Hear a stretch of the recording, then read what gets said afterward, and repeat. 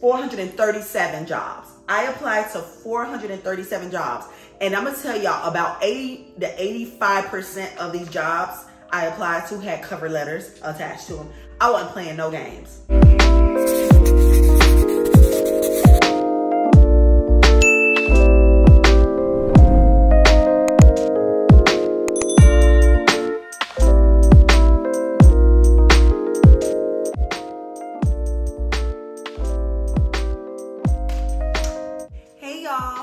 Welcome back to my channel. My name is Chanel B. If you are new here, welcome. And if you're a returning subscriber, welcome back, baby. Listen, I have had a few videos that have garnished a ton of views. The thing that stood out the most to me in my videos and my comments was people were really wanting to transition. They want to transition into the tech space and they want to know how to do it and how to do it quickly. Now, I will say this, I don't know about doing it quickly, but I will tell you all the information I did to transition from the insurance industry to now I'm in tech sales and marketing. So if that sounds like something you'll be interested in, just keep on watching. So first things first, let me tell you a little bit about my work background. I think I had my very first job, like a summer job, when I was 14 years old through this program that we had in Miami, where if you didn't want to go to summer camp, I always complained and cried to my mom about summer camp because it was so hot outside. I have to wear shorts and I had thighs at a very young age, and child, I just ain't like being out in that hot sun playing with them kids, okay?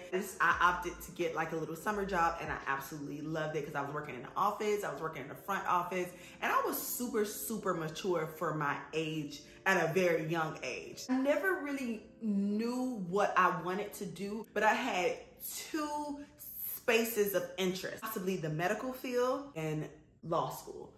Born and raised to a single mom. My dad, when you guys hear me talk about my dad, I'm talking about my biological grandfather who really helped like raise me with my mom. And he was a big financial help. He's my father, he's my dad. When it got closer to time, I ain't gonna lie, I low-key felt like my dad, some of my other family members were putting pressure on me to go to college. At the time, I was like a little rebellious teenager. Me and my mama was getting into it. Y'all know how the mama and daughter relationships can be around that adolescent age. And so I was like, you know what? Fuck it. Like, this may be my chance to really just live on my own, do my own thing. And like, yeah, like I'm finna go. My high school, I went to a high school in Miami, an hour and a half away from my house. So I was being bused out of my city to another city. The perks of going to this school was I was in a magnet program, and I was in a magnet program for IT, so information technology. Girl, we learned how to code, basically, build little text-only type websites, nothing too crazy, like no CSS. I don't even know if CSS was out at the time, but we just learned how to do like text-only type of websites. Girl, we were learning how to build like little games and play on video games. It was like so fun. Like that was, I ain't gonna lie, that was my most fun classes out of all my classes throughout the day in high school. I really loved it because it gave me it gave me a focus. It gave us a point of focus. Like, of course, we took all of our other high school classes, but we were like the smart kids of the entire school, and people knew that. I wanted to give y'all that little context because, child, I wanted to let you know that I do have some IT background. So when you graduate from a high school, a magnet high school, you not only graduate with your diploma, with your high school diploma, but you also graduate with a certificate in your specialty. So I graduated with a certificate in IT because I passed all my IT classes because I'm cute and I'm smart. You would think that because I loved IT and I did IT, that I would go to school, to college and study IT. No. So let me tell you, what's so funny is I always think back to like, damn, I wish I would have believed in myself a little bit more. But I'm gonna just sit here and I'm gonna keep it 100 with you. Where I was born and raised in Miami, Black people was not in IT programs. It's just something that I did not see, that was not prevalent in my community. But I'll tell you this, one thing they was telling me, oh, go off to college and become a teacher. That was a teacher and a nurse. Those were the only two options I was really given as a young black girl out of Miami during that time. Now, y'all gotta keep in mind, I'm 34, about to be 35. Up years old. You understand what I'm trying to say? That was an option. So I automatically was like, oh, if I go to college, whatever school I go to, I'm gonna be a teacher. I ain't even think nothing else. See, this is why, and I talked about this in a video when I first moved to Minneapolis, I really wish I had more support educationally. Like, I wish I had mentorship. I wish I had someone to like steer me in a good direction, because if somebody would have just put in my ear, like one person would have just put in my ear, hey, you doing IT right now you was doing IT at Braddock, you loved it, why don't you do that in college? If somebody would have just said that to me and gave me that other option at the young tender age of 17, 18, I would have been like, you might be right. Let me try to do that. Y'all, I promise you, I would have been in tech a long time ago. Maybe I probably would have been the CEO, engineer, something. But that wasn't an option. It really wasn't. It's like blindly going into college. And I was the first in my family to ever go to college. So there were many years of trial and error. Let me just tell y'all something. I did not graduate in 4 years. I think I graduated in 6 years. So I went to FAMU. I completely skipped that. I decided to go to FAMU. I got my acceptance letter. I remember when I got my acceptance letter, like I felt like I was gonna get in, but I didn't know, because I was like halfway in, halfway out, like 1 foot in, 1 foot out. Like I wanted to go to college, but I didn't. I was scared. This was my first time being on my own, first person in my family to go to college. So I had a lot of like doubt.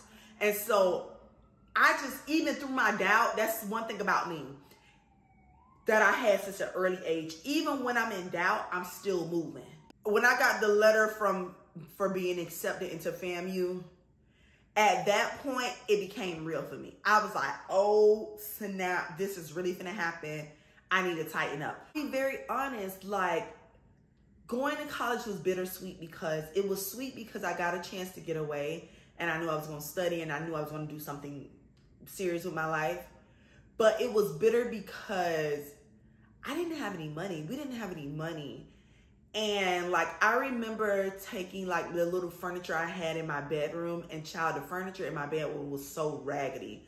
I was so embarrassed. Like the mattress was like falling apart. The bedroom set was like falling apart. I know we didn't have a lot of money. So like the kids who were moving away in the college apartments, they had cars, and I used to have to take the bus, and sometimes the bus would be too crowded, so I would be late for school. It was just a lot. It wasn't like one of those situations where like, oh, you know how you see now, like parents are literally like, get a car, get furniture, get like a bunch of bedding and towels. It wasn't like that for me. Me and my mom, we went up there, and I remember my dad gave us maybe like $500, or like $500 or $1,000, and like that was it. Like that was all I had. And it was tough because I was in college and I was barely making it, and I didn't want to call back home because I knew my mama ain't have it. So calling my mama wasn't even an option.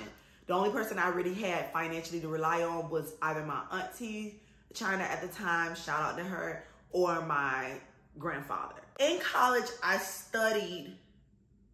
I didn't even have I didn't even declare a major until like a year later. So I was always like general studies. But then eventually I was like, okay, I could do English education. English education at FAMU, girl, let me tell you something. The requirements were insane. So I went through that for like 2 or 3 years, and I was like, oh, hell no, it's too many classes to be taken for English education. So I went from English education to English major with a minor in education. And at that point, I was like, okay, I'm ready to graduate. I'm ready to leave, child. And that was a part of the reason, too, why I didn't graduate in 4 years, because I kind of changed my major dead smack in the middle of me almost being finished, or, you know, whatever. Graduated. After graduation, this is where the adult Chanel came in. At the time, I knew for sure, because I had did my, what the hell do they call it? Y'all, it's at the tip of my tongue. But basically, I had to go into a classroom for like a semester to get some credits towards my college degree. Y'all, that me trying to be a teacher, y'all, I knew immediately the second day I came into work as like a teacher's aide or whatever, I knew, I was like, oh hell no. This right here ain't nothing glam about this job, baby. I don't want it. Immediately, and I think that's when I went from English education to English and then education, because I knew that I could do so many things with English. I had like a guidance counselor who was like, oh, you know, with English, these are some of the career fields you can go into. Then I saw it said something like you can be like a lawyer, like an attorney. And I was like, now I think I'm sharp and that's a glamorous job. Let me try it. So I studied for the LSAT for like a year with this other group of college students at FAMU who were also interested in taking the LSAT. Took the LSAT, failed miserably. So I was like, you know what? I done studied for a whole year and I failed it. Child, this is a sign, baby. So I was like, maybe this ain't for me either. By the time I took the LSAT, it was time to graduate. So I'm like, damn, I ain't got no jobs lined up. I don't have nothing. And I had friends who had jobs lined up and everything. Like, one thing about FAMU, that HBCU right there, they get you together. Everybody had their shit together, except for me. And so I was just like, okay, next thing is let me start looking for a job. You know, because when your family send you off to college as a Black family who don't really know what it is to go to college, their expectation is a little different. I went to college, you done racked up all this student loan debt, but you better have a job. And that's exactly how it was when I came back. Like, nobody said it out loud, but I would see the stares and I would see the, like, and so I felt that pressure. I was working retail throughout college anyways. I think even after graduation, I stayed in Tallahassee and I was like an area sales manager at a store called Bell's in Tallahassee. If you know, you know. I think I was making like $32,000 a year. That was decent at the time. Well, not really, because I felt like I was struggling even then. So $33,000 a year. And so I was like, well, at least I got a job. I got tired of that and I was like, oh, I need to come home because I was just done. I was trying to make it on my own and it just wasn't working. So my mom was like, just come back home. Girl, that's my mama. My mama loves saying that. If everything, she was like, come back home. Girl, now as an adult, she don't be saying nothing like that, baby. She don't say nothing like that. But anyway, shout out to my mama. Moved back home about a year or two after graduation and fell into like little odds and ends jobs, very customer service driven type jobs. You know, those are the easiest jobs to get. I probably had like 2 call center jobs and y'all, I never lasted longer than 3 months, never.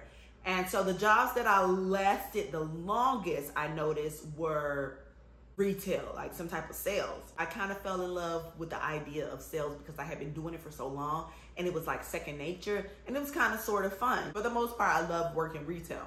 When I went home to Miami, after graduation, I went home for like a year or two.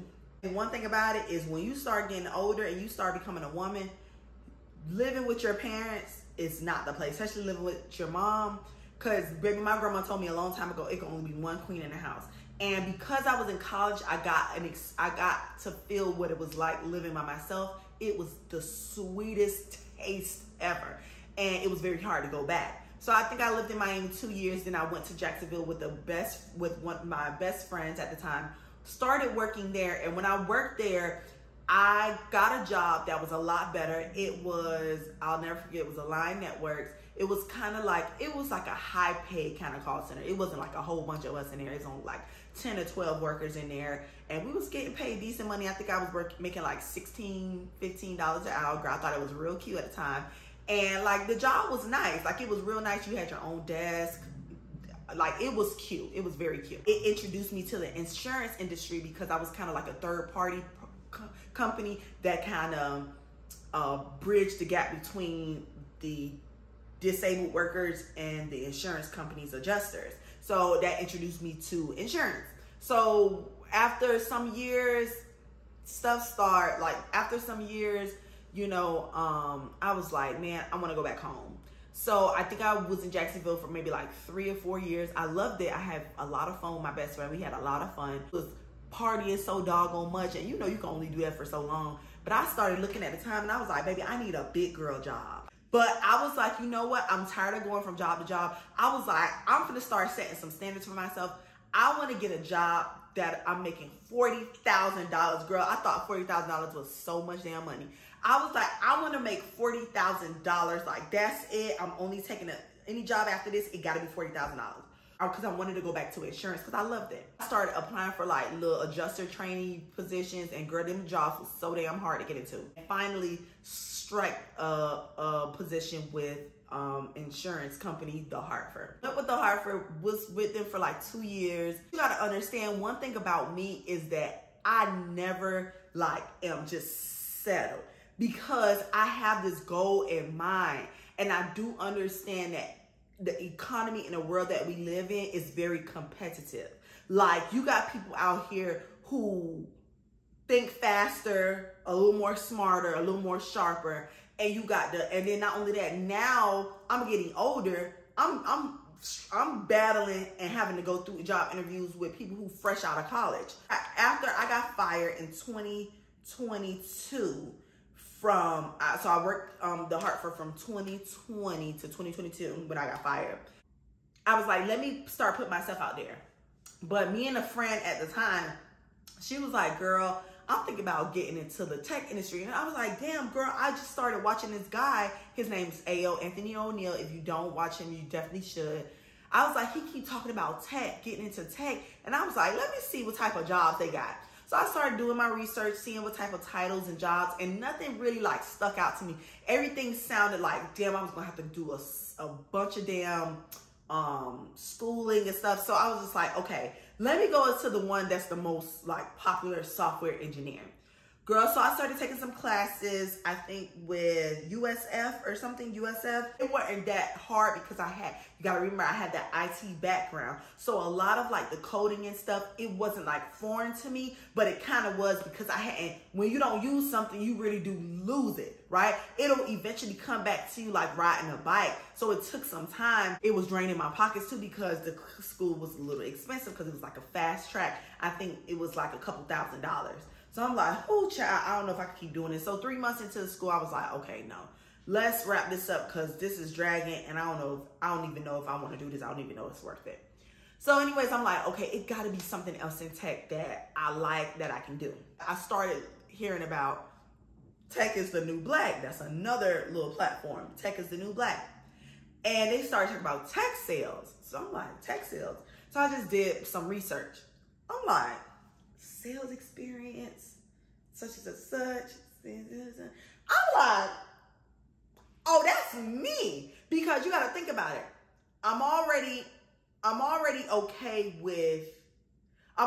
good with software, because I've been exposed to software. I've been exposed to coding. I've been exposed to a lot of stuff as it pertains to tech already. Then I got so many years of sales. At this time, y'all, I got like over 10 years of sales experience. I don't care if it was retail. I was working like Coach, Louis Vuitton. I was working all them stores, like the Limited. So these are like high-end retail. So I know how to sell high-end products. So I'm like, this sounds like something I could do. Girl, come to find out, tech sales, baby, tech sales was the one.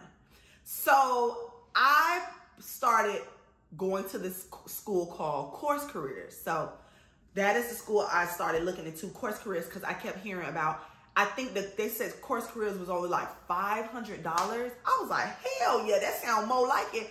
And it was like less time and stuff. So it just sounded more compatible with my lifestyle at the moment, as only having a little bit of money coming in from content creation, because I didn't have a whole bunch of money because I was still new. But it was just kind of like, oh, this feels like it's gonna fit with my lifestyle. Let's go ahead and see what this is about. Started taking the courses, and I'm like, okay, this is kind of cool. This is, you know, whatever. But I'm thinking to myself, I'm like, what I'm noticing is that I started getting like smart, and I was like, okay, they kind of teaching you how to be like an SDR kind of BDR role, be in this tech sales role. I was like, I don't have to wait until I get this certificate. It sounds like I don't have to wait to get the certificate. I just need somebody to give me opportunity. So girl, as I'm like I'm like literally at the beginning of the course. I'll say you could finish this course anywhere between 6 to 8 weeks. Some people could finish it in 3 months. It's like self-paced. Y'all, I think I was week 2 and I was like, I'm gonna just start applying. I literally started applying with no certificate of course careers, no experience. All I went off of was two things that I highlighted on my resume and in my cover letter. The fact that I had a certificate in IT since I was in high school. So I'm very well aware of software, coding, and the likes. And also the fact that I had over 10 years of sales experience. No matter if it was in retail or not. I used a lot of, okay, hey, I've dealt with adversities before. I was in Tallahassee working in a Coach handbag store. Anybody knows Tallahassee? Tallahassee is a college town. That means it ain't nothing but college students there. You got Florida State, you got TCC, you got FAMU, okay? 3 major colleges in the state of Florida. Y'all, ain't nobody had no money to be coming in coach, but that was the obstacle that I overcame, so I highlighted that. I highlighted how I would have to do follow-ups to close the sales. Girl, I did all that, girl. When I tell you I finessed, and about 1,000 job applications later, somebody called me out. And girl, and let me tell you something. I cast a very wide net. Let me tell you what I meant. At the time, I had no kids. I was staying at my dad's. Was I staying with my dad or my mom? I was staying at my mom's. I was sleeping on her couch. I felt like I was sleeping on bricks. And I did that for like almost like a year to just apply to everything. I was applying to remote jobs. Girl, I was applying to jobs in Atlanta. Girl, I was applying to jobs. You see I'm in Minnesota. I was applying to jobs everywhere because I was like, I want to get this experience under my belt. Because one thing about being in tech sales is once you get that year of experience, everything is like gold. You can sell yourself easily after that. And I understood that at a very early stage of my journey of trying to get into tech. Let me see if I can find when I started putting in applications, just to give you guys an idea. And that's why when people ask me what like schooling did I go through, I tell them course careers, but I never told them anything additional. And I'm gonna tell you why. I never finished course careers. I was in it for like maybe like a few weeks.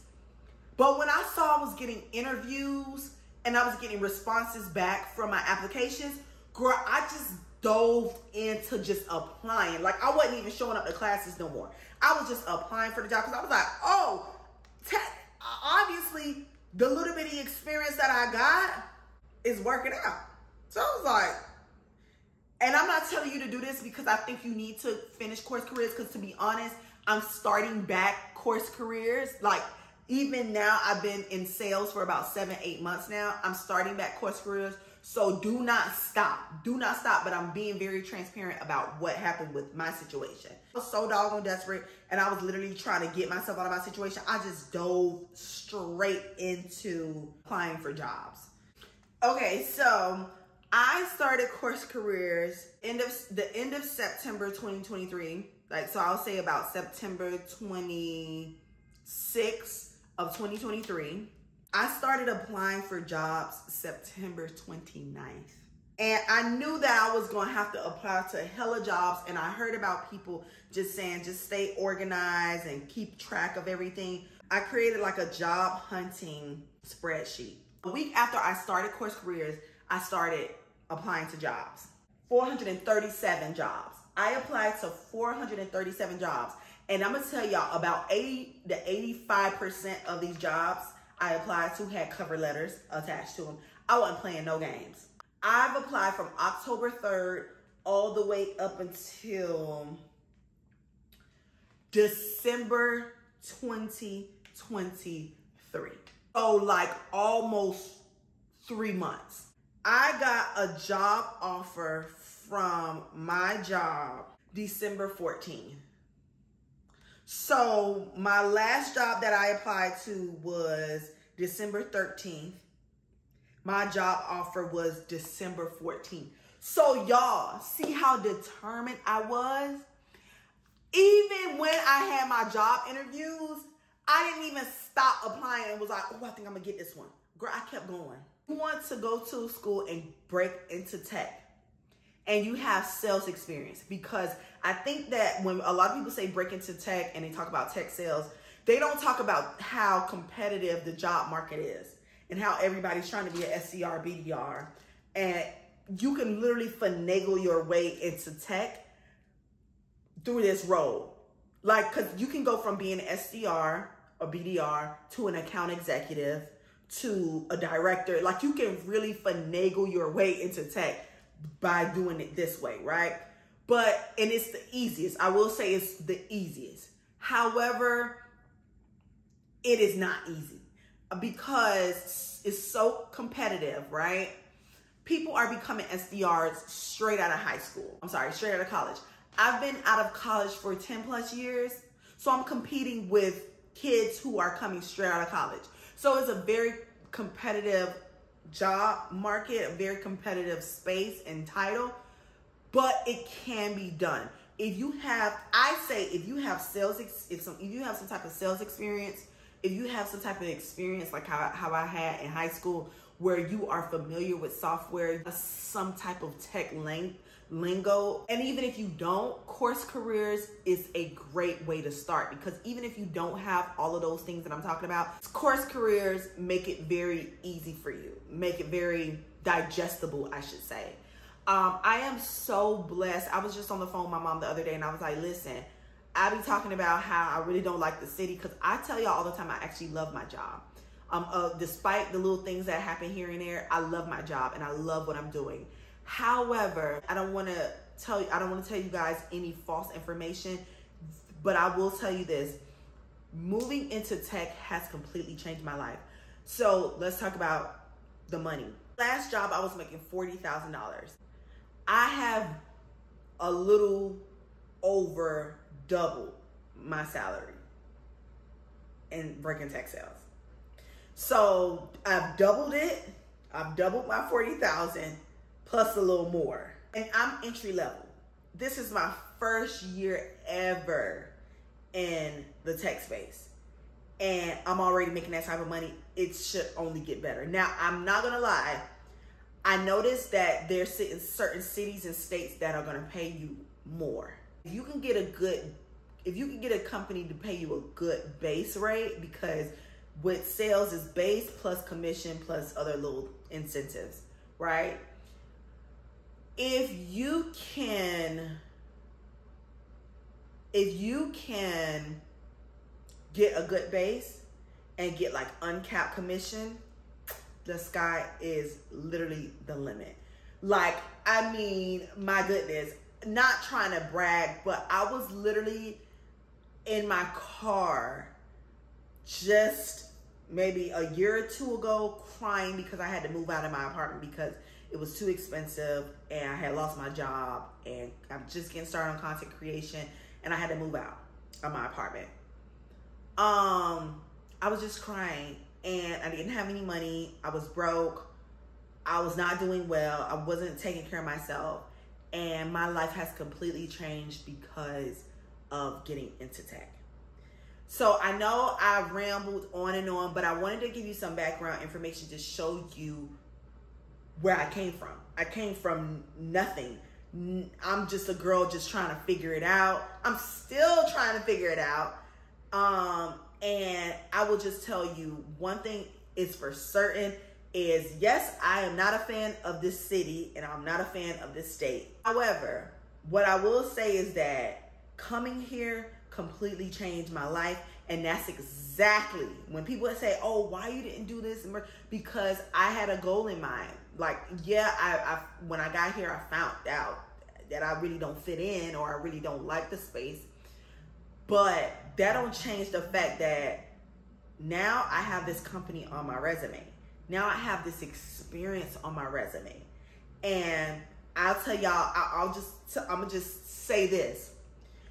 I've been on the market looking for new companies. And when I tell you, I get interviews like this way quicker than I did when I didn't have this on when I didn't have my company on my resume. So me coming here, I did exactly what I was supposed to do. I had some hiccups and I have some bumps in the road, but that always happens. God's willing, I'll be here to finish out the year because I'm 7 months in. I'll be here to finish out the year, and guess what? I can move on. I can move on. That's the easy part. That's easy peasy. Moving on, moving to another city. I was just telling my mama the other day, I was like, ooh, I really didn't want to sell my furniture, but I'm like, I got all this furniture on Amazon. I can buy all this again on Amazon. I'm selling this, so all I got to do is pack my clothes and my things that really matter to me. Child, yes. So I'm excited about that. I'm happy about that. And my life is changed, and it's forever changed. And to be honest, I always, from here on out, one thing is for certain, and I'm always changing my mind, and I'm always flexing, and I'm always trying something new. One thing is for certain, y'all, tech space has my name written all over it. Like, I'm gonna do this up until the time I can't work no more. Like, until I physically can't work no more, and child, I'm like, ooh, child, I can't do no more. I'm old and gray and about to be on my way out. There's so many other areas I'm thinking about getting into tech. I thought about so many other titles that I want to do. So I got a lot more to explore in the tech field. Me starting here in sales and marketing is just the tip of the iceberg. But girl, I want to do so many more things and try out so many more things. But as far as the industry, technology is where it's at, because technology is only going to get bigger, better, and faster. And I want to be a part of an organization and a part of a field and a part of an industry that I know is forward moving, and I'm forward moving with it. When I get 70, when I get 80, child, I don't want to need help for nothing. I want to know how to do my laptops. I want to know how to be on my iPads. I want to know how to work my smartphones. Like, I want to be moving, and I want to be progressing, and I want to be continuously developing. And technology, for me, technology and maybe like healthcare is the two industries I know without a shadow of a doubt is continuously moving, right? And so I want to be always connected to the technology industry and our technology space. I am even got something that I'm working on currently. I'm going to tell y'all, but I'm working on something currently because I love this space so much and I just want to thrive in it. Thank you guys so much for watching this video. I know it was long as hell, but if you watched it all the way through the end, just let me know what you think. What are your plans after watching this video? Are you interested? Ask me any questions you need to ask me about, you know, getting into tech. I think I pretty much divulged everything, but I really want you to know that if I can do it, a girl who is still on a journey, a girl who don't know what the hell she's doing, a girl who's just trying to figure it out day by day, week by week, if I can do it, you can do it too. I will be seeing you guys in the next video.